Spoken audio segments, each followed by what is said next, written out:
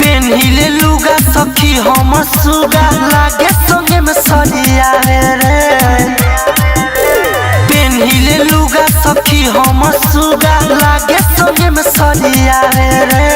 गरम होके त गरिया रे सखी नरम होके त परिया रे। गरम होके त गरिया रे सखी नरम होके त परिया रे।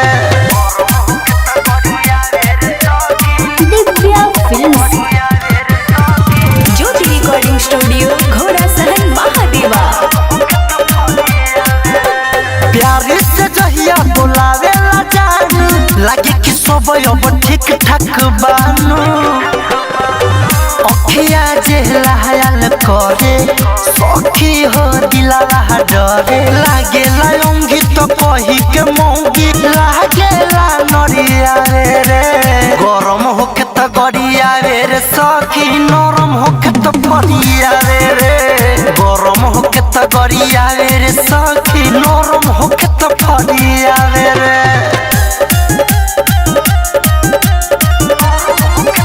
Divya films music by Mantu Manish.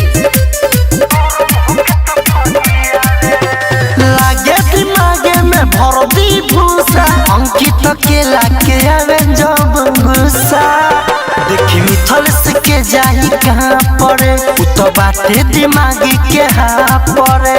खोद खाद के बीतल बात के पियावा लागे रिझावे रे। गरम होके त गरिया रे सखी नरम होके त परिया रे। गरम होके त गरिया रे सखी